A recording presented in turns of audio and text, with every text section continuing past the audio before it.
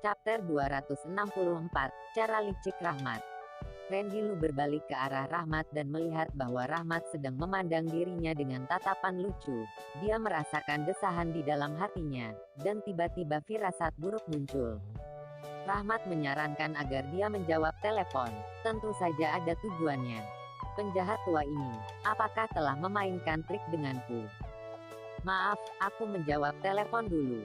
Randy Lu meletakkan rawstone dan berbicara kepada para hadirin, lalu mengeluarkan telepon. Panggilan telepon dari Linda. Dia berjalan ke sudut di mana tidak ada seorang pun di sana. Pada saat ini, Linda memanggilnya. Sangat mungkin dia menemukan Kiki dan memberikan informasi padanya. Tapi tidak tahu mengapa, mendengarkan telepon berdering berulang-ulang, dia merasa sedikit gelisah. Linda, kata Randy Lu lembut ketika terhubung.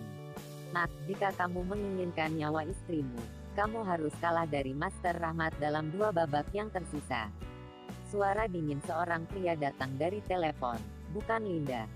Siapa kamu? Randy Lu menarik napas dalam-dalam dan bertanya. Tidak perlu tahu siapa aku, singkatnya. Kamu melakukan apa yang aku katakan. Berikan pemenang kepada Master Rahmat, dan aku akan melepaskan istrimu. Bagaimana aku bisa mempercayaimu? Randy Lu bertanya. Kamu tidak punya pilihan selain bertaruh bahwa aku juga orang yang bisa dipercaya. Pihak lain mencibir. Randy Lu tetap diam selama beberapa detik dan berkata, kamu biarkan aku mendengarkan suara istriku dulu. Setelah beberapa detik, Randy Lu mendengar tangisan Linda. Randy Lu, jangan khawatirkan aku. Kamu harus memenangkan kejuaraan hari ini. Selama kamu memenangkan kejuaraan, perampok itu mungkin akan melepaskan Kiki. Nak, kamu sudah mendengarnya. Ikuti apa yang aku katakan. Kalau tidak kamu hanya bisa mengumpulkan mayat istrimu setelah kamu kembali. Pihak lain berkata dan menutup telepon. Randy Lu mengambil napas dalam-dalam. Dan raut wajahnya menjadi sangat jelek.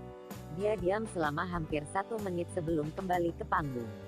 Maaf, aku meminta berhenti 10 menit di babak ini, kata Randy Lu. Terlepas apakah penyelenggara acara setuju atau tidak, dia langsung turun panggung. Melihat bagian belakang Randy Lu, mata Rahmat menunjukkan sentuhan yang tajam. Setelah melihat Randy Lu menjawab panggilan telepon, dan menghentikan pertandingan dengan wajah yang sangat buruk, juga tidak tahu apa yang terjadi.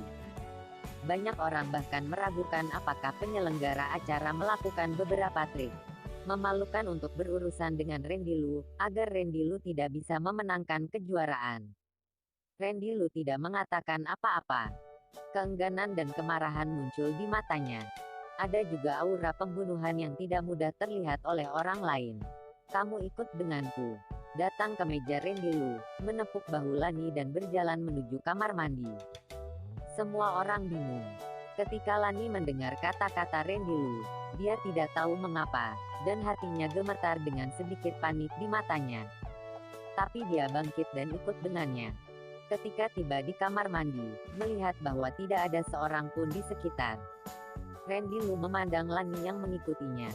Mengeluarkan rokok dan menyalakannya, dan mengambil napas dalam-dalam sebelum bertanya. Kamu tahu alasan aku memanggilmu ke sini? Lani menggelengkan kepalanya dengan senyum di wajahnya. Lani, kamu akan akting sampai kapan? Randy Lu menatap tajam ke matanya, dan berkata dengan suara yang dalam. Master Randy, aku benar-benar tidak tahu apa yang kamu bicarakan, apa yang aku lakukan. Lani bertanya dengan panik. Randy Lu memuntahkan puntung rokoknya, meraih leher Lani, dan menekannya ke dinding, dengan sindiran berkata, Lani, apakah kamu pikir kamu berakting dengan baik? Berakting lebih baik daripada orang-orang yang bergelar aktor terbaik. Master Randy, apa yang terjadi denganmu? Lehernya dicekik oleh Randy Lu, tapi Lani tidak terlalu panik, dia bahkan bisa tetap tenang. Lani, aku telah memberimu kesempatan, tetapi karena kamu tidak menginginkannya. Jangan salahkan aku. Randy Lu mendengus dingin, kekuatan tangannya semakin bertambah. Kali ini, raut wajah Lani akhirnya berubah dicekik oleh Randy Lu membuatnya sulit bernapas. Terutama melihat aura pembunuhan yang tersembunyi di mata Randy Lu, dia akhirnya sedikit takut. Kamu lepaskan aku biarkan mereka melepaskan Kiki, kata Lani. Telepon sekarang dan suruh mereka mengirim orang ke kantor dalam 10 menit. Dan secara pribadi serahkan putriku kepada Denny. Aku peringatkanmu, jika terjadi sesuatu dengan putriku, aku tidak hanya akan membunuhmu langsung, tetapi juga akan membuat seluruh keluarga Lan pergi ke neraka.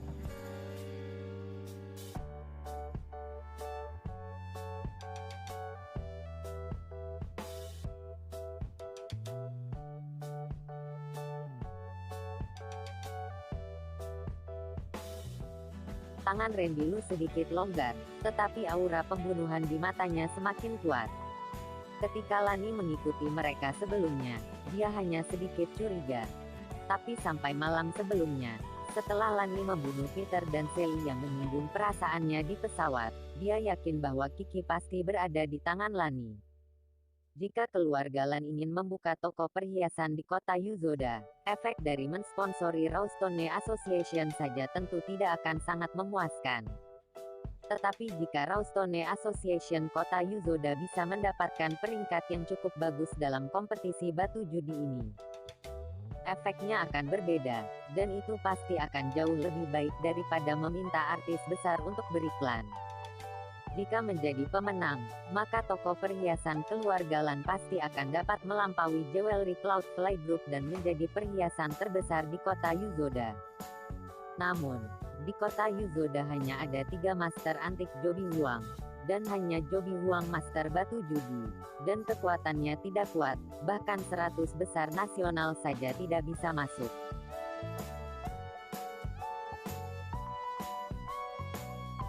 Lani juga tahu bahwa Randy Lu pernah mengalahkan Chris Zheng di atas batu judi.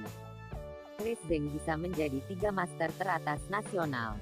Jika Randy Lu dapat berpartisipasi dalam pertandingan atas nama Yuzoda Rawstone Association, jangankan juara, setidaknya 4 teratas tidak masalah.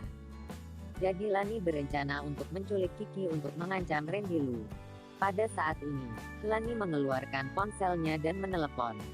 Setelah pihak lain terhubung, dia berkata bahwa Kiki ke kantor polisi dalam 10 menit dan serahkan ke Denny.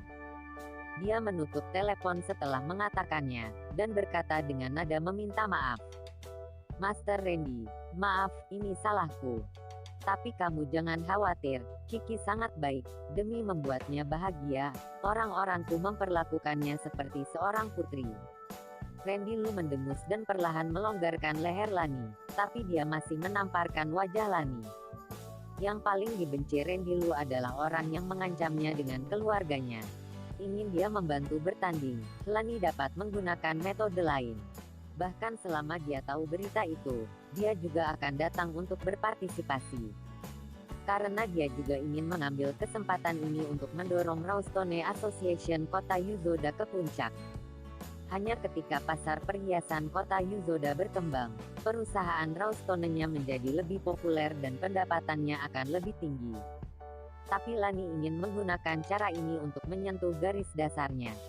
Sejujurnya, jika bukan karena Lani mereka memperlakukan Kiki seperti seorang putri, dia baru saja akan melumpuhkan Lani. Jika beneran terjadi sesuatu dengan Kiki, pertama kali dia pasti akan membunuh Lani.